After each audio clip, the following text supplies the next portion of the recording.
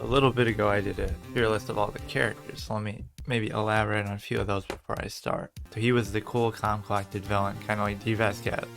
So I liked him as a villain despite the case not being great. She was a complex character. I think they kind of overdid it a little bit in 2-4, but she was still good. She had layers to her and her own good set of motivations. So she wasn't a gimmick or a cliche character. She had some depth to her. So I'll be rating their level of planning and premeditation. Actually, I'll make a little chart here too. Let's do like quality of the crime. So let's see the different kind of layers or aspects. So one could be premeditation. Was it planned and how well? Two could be execution. How long do they evade suspicion? And then how well do they hold up to suspicion? Yeah, premeditation is the big one. This is the one that we're really focusing on.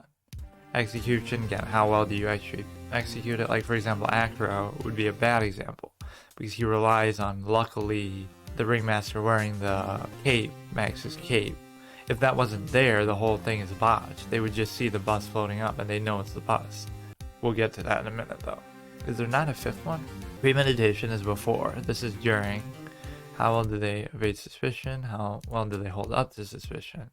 Stature and composure. We could just put as a sort of a trait, a general character trait. So like D. Vasquez is a great example of composure.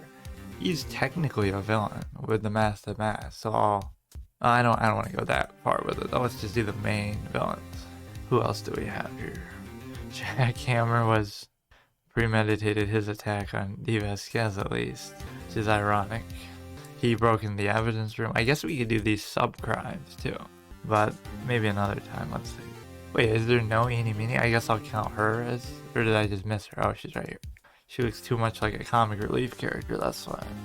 Oh, we forgot about Dahlia. That shows you what a shit character she is. We actually forgot one. So my main thing is, we're ranking based on premeditation heavily. Frank saw it, he's a burglar, so you could argue his burglaries are premeditated, he plans them out, but not very well apparently. But the fact that he killed her was completely a reactionary, spur-of-the-moment thing. Posing as a newspaper salesman, so that's okay, but the actual crime of the killing, he didn't plan at all, he just did it in a spur-of-the-moment panic when she came home, so that doesn't get anything. That's not premeditated.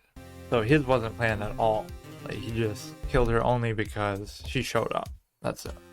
Red White's was planned because he had April May tapping the phone, posing as a witness, and he even knew where the thinker was and like that she'd be meeting Maya for dinner, so he came before that, so he knew she'd be there. The only thing I don't like is he doesn't come with a weapon as far as we know. Maybe he has like a pistol in his pocket and we just don't know about that in case he needs it. But as far as we know, he just walks up to her, takes the thinker from her, or it could be on a desk somewhere, and just whacks her with it. Only thing that prevents it from being really well planned is the fact that he doesn't bring a murder weapon. And so that arguably helps him avoid a premeditated charge, like when it's brought to court. When he has his own trial, he could say, well, I didn't bring a weapon, so it was a spur-of-the-moment thing, we were talking, and then I picked up the thinker and hit her. But that's the only thing that's bad about it. The wiretapping, the fake witness, and knowing all the details of where she was going to be, I would say that has to be planned. This one is not planned, but I don't hold that really against her in a negative way, because she really commits hers more in self-defense. You could even say Jackhammer deserves a spot. His was premeditated, even though hers wasn't. Jackhammer plans to kill her pretty methodically with the sleeping pills and this and that. She's just there, he approaches him, she pushes him, kills him. So not planned, but like I said, I won't hold that against her as though she's a terrible villain because of it. That's kind of a separate category. She's very smart, capable of getting away with it. She evades suspicion pretty well. She holds up extremely well. She's the only villain besides Gant in the first game, and one of the only in the series to require both Phoenix and Miles to work together to take them down. That's how capable she was of covering her tracks, not so much the initial crime. Von Karma is going to be complicated because there's two crimes. That's why the younger one is on the left and the older one is on the right. So the first crime is he murders Gregory Edgeworth. This one isn't planned. So again, this isn't a rating of them as a villain or a character. This is just how well premeditated the crime actually is. So his wasn't premeditated. He walked up to the elevator, everyone was passed out. Gregory, Miles, Yogi. He gets shot in the shoulder, everyone's passed out, the elevator opens, he comes in, and he shoots Gregory. So nobody knows a thing. What did he do with the gun? I forget. He leaves it there? So he must wipe his prints, or does he use gloves? They didn't go into that, but the gun was left there, I'm pretty sure. Right?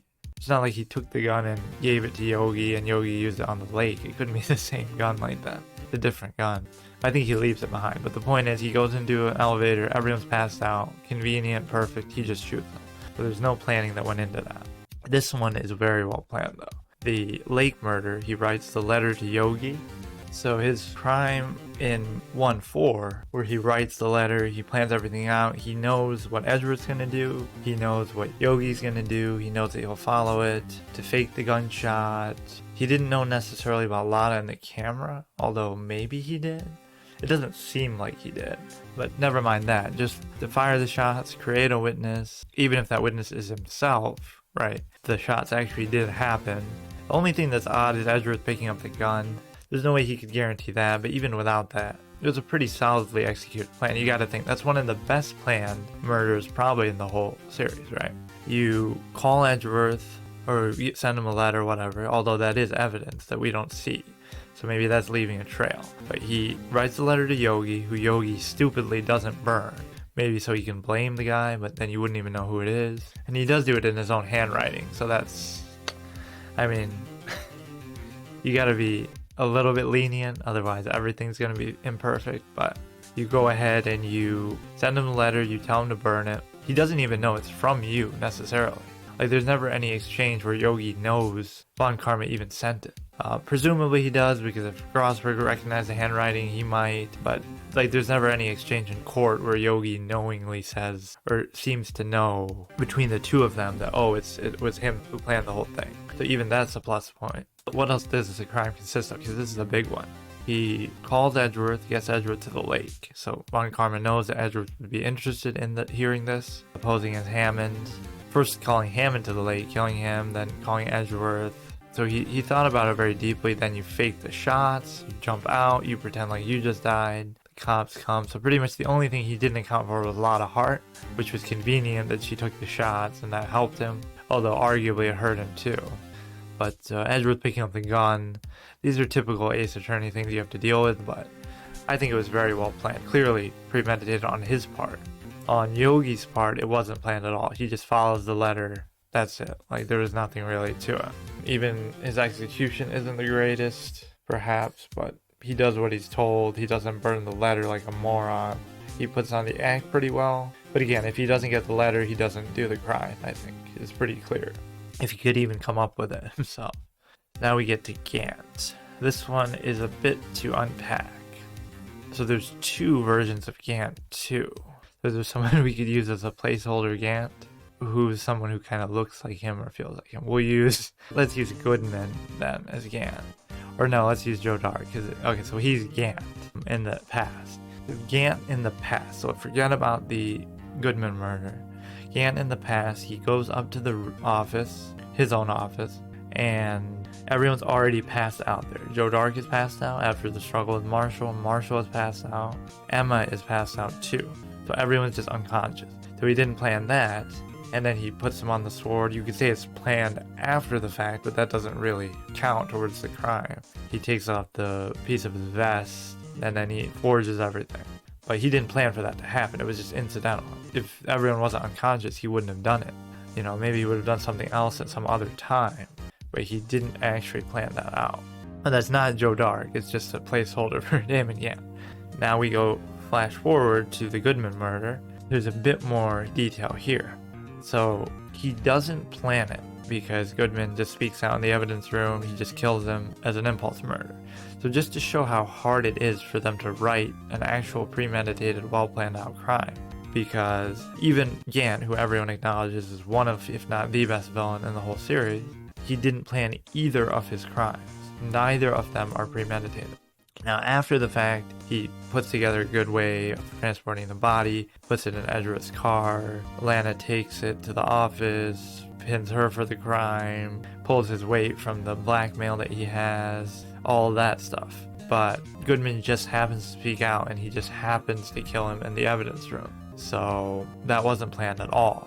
So again, just to show you how hard it is to actually premeditate something or to write a character doing that. A lot of them are not. So Von Karma's isn't when he kills Gregory, and Gantz isn't when he kills Neil or when he kills the Goodman murder. He does on an impulse as well. And the one glaring thing I pointed out a few times, which people liked before when I brought it up, for the amount of evidence that you go through for each step, like showing the screwdriver that he made Edgeworth bring it to transport it from the police department to the prosecutor's office, there's never a piece of evidence or any discussion on one major flaw in this crime, which is he kills Goodman in the evidence room and the body ends up in the trunk of Edgeworth's car. How does he get it from the evidence room to the trunk of the car without anybody seeing?